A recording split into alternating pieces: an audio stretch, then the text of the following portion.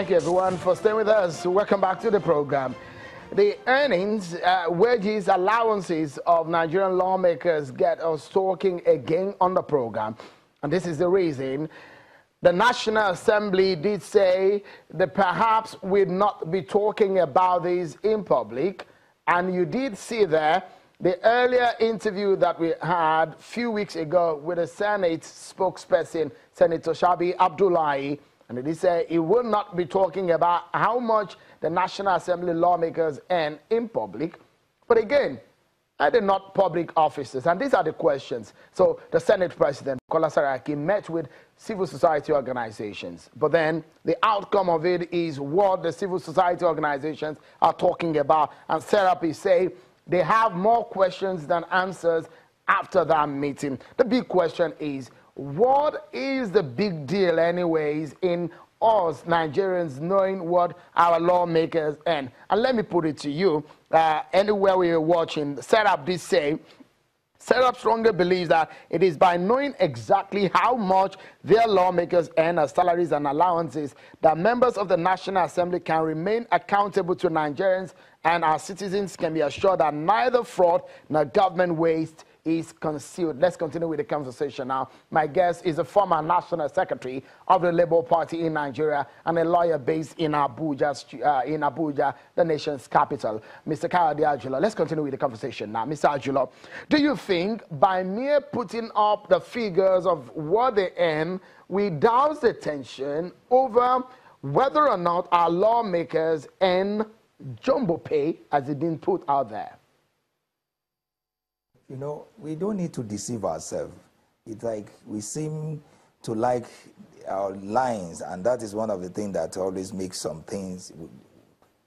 It is also clear, not only putting the figure out there, it's for them to deny that.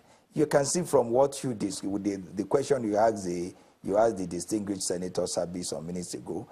Can he confirm? He said he cannot do that to the public. But this is the same man that you see sharing, giving telephone of 2 naira, giving grinding machine and all those, and call the old journalists to come and see in sharing to his so-called constituent members.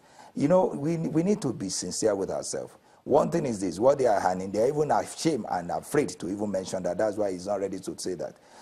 Professor Sagi has already made an allegation. It's for them to come with a counter one to say this is what we are handing. If actually that's what it is, you need to present it. The real answer is already there. The answer is in the public domain. What they are doing is totally uncalled for. What they are doing is deplorable. What they are doing, even I see, is satanic, is callous, and that is why none of them will be ready to come out to say this is what they're handling. And it is the duty of Nigerians to keep on asking them this question, because that is the essence of accountability. If we can give you our right, our vote to put you there, and for you not to be accountable to the people, then that is the question. And even we are discussing only on Nigerian money. What about all the money they collect through grants, through all this financial aid from World Bank and all those? Nobody's even accounting for it. Let's get another perspective to Mr. Ajulo. For a moment, let's get another perspective to these. We're hoping that we will get Mr. Dafakbede on live, but we'll get him on telephone now to give his perspective today. Is it fair, Mr. Akbede? Many thanks for joining us on the program, senior advocate.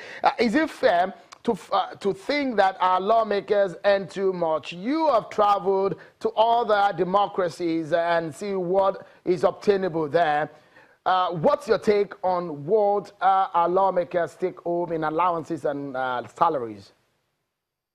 I'm sure it's good to start with you always. And unfortunately, I can't be on the screen with you, but I think there's been a lot of noise about what the lawmakers earn and whether it's legitimate or otherwise. I think just a couple of days ago, Professor Sage did say that indeed if he comes out with the figures being earned by the principal members of the House, that Nigeria will blow up. Now, my attitude to this has always been straightforward. If the lawmakers say what they say, that they don't earn the salaries they say they earn, please put it open. I think Sanusi a couple of years ago, as Central Bank Governor, the Emma of Kano, did say that 25% of our entire budget was going to fund in the National Assembly. Nobody has come to receive that, and they have not put figures for us to determine one way or the other. The truth about it, if we're spending that much on the National Assembly, then we need to worry as a nation. We need to worry where we're going and whether this makes a lot of sense. Mr. Senior Advocate, can we give some credit to this very National Assembly? And this is a question here. For the first time in about two assemblies that I can remember, or three, the 7th and the 6th Assembly, I don't know if that obtains, but we've never seen the National Assembly come out with line-by-line details of their budget. This is the first time we're seeing this happening. Can we give them some level of credit in the openness of governance at the legislative level? There's no doubt there's been no progress from where we're coming from. Before now, there was no talk about it. Nobody has mentioned anything. But I think what the cry of the public is, and for us to know exactly what happened, nobody really knows for sure. There's so much speculation as to what they end and for what purposes. Now, what we need to do to make this very clear is to open up the books entirely, not halfway. I think it's even beyond the National Assembly, and for their own good, if they can open it totally and be totally transparent upon it. Comment on this, what you think. And if this is open, then the public, everybody now knows exactly where it is, and nobody can speculate as to what the true status is. It's only at that point in time you say, are they earning too much? Are they not earning enough? Or should they actually earn some more? But until we do this and we're totally open about it, this skepticism will always stay. There will always be challenged. People always quarrel about it. But it's time we get past this quarrel and actually open the entire process. Senior Advocate, it's always a pleasure talking to you. Many thanks for your time there.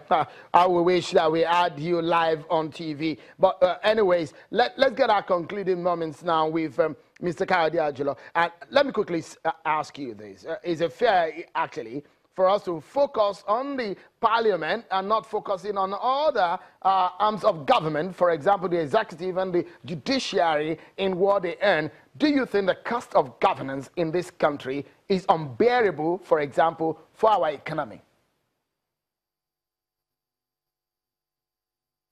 Well, I would want to believe that it is not that expensive if actually we play by the rules, if we should follow exactly what it is. But, you know, one of the reasons why you find that people seem not to be bothered about what the judiciary, what they are handling and what the executive are handling is to the fact that, you see, you can't be the judge in your own court. Particularly, you can't be the one that will be making regulation for your salary and for your monument, and it is so glaringly clear that you are exactly trying to take more than what is expected of you. You can't be making the law, you can't be making a regulation, you can't be talking of accountability and transparency, you can't be going on oversight function here and there and refuse that your own area, your own what you are earning should not be looked into. And that one is not what it is expected. And that is why you see most of us, we are raising the issue. All right. Like Mr. Kayode Ajilo, I'm afraid we need to go.